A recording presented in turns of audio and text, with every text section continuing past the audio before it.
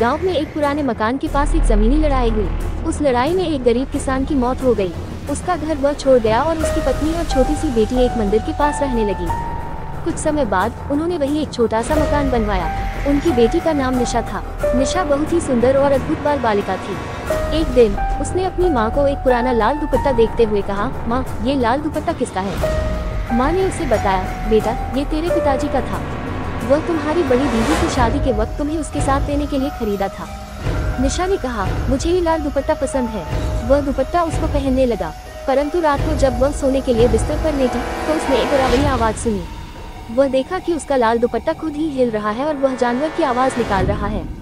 निशा डर कर चिल्लाई, माँ, मुझे डर लग रहा है। माँ आए और पूछा, क्या हुआ बेटा? निशा ने समझाया, मेरे लाल दुपट्टे ने मुझसे बात की। माँ ने बात निकालते हुए कहा, बेटा, तुम बस अपने ख्वाबों में कुछ देख रही हो। लाल दुपट्टा किसी भूत की आवाज नहीं कर सकता। परंतु निशा को डर का एक अनजाने और विचित्र एहसास सता रहा था। उसने वो दुपट्टा अपनी गर्मियों के सभी कपड़ों के साथ रख दिया और नहाने को नहीं लिया। कुछ दिन बाद उसने एक और बेहद डरावना सपना देखी, जिसमें उसने देखा कि वह लाल दुपट्टा उसकी गर्दन में बांधा हुआ है और उसको कुछ खींच रहा है। वह उठी और देखा कि उसका दुपट्टा उसकी गर्दन में बांधा हुआ है। वो डर से चिल्लाए, माँ, मुझे छोड़ो। माँ ने उसे समझाया, बेटा, तुम्हारे साथ कुछ नहीं हो रहा है, तुम बस एक बुरा सपना देख रही हो। परंतु निशा को डर का एहसास था कि कुछ बुरा हो रहा है। उसने दुपट्टा फेंक दिया और माँ के पास भागी। माँ ने उसे समझाया, बेटा, तुम अपने डर को अपने मन से बाहर करो, कुछ भी नहीं हो रहा है। परंतु निशा को डर था कि उसके लाल दुपट्टे में कुछ असामान्य है। वह उसे फिर से नहीं पहनना चाहती थी। एक दिन जब उसकी माँ बाजार गई तो निशा ने अपने दोस्तों के साथ मंदिर जाने का फैसला किया। मंदिर में उसकी दोस्तों ने उसे एक अजीब खेल खेलने का प्रस्ताव दिया। वे उसको कहने लगे, निशा, हम तुम्हें एक अंधेरे कमरे में ले जाएंगे और तुम्हें वहाँ पर एक पुरानी कहानी सुनाएंगे। निशा डरी हुई लेकिन उसने हाँ कह दी। वे उसे एक अंधेरे कमरे में ले गए और उसने वहाँ एक पुरानी कहानी सुनाई। कहानी के अंत में उन्होंने निशा को देखा कि उसका लाल दुपट्टा उसके गले में बांधा है और वह किसी अनजान शव को खींच रहा है।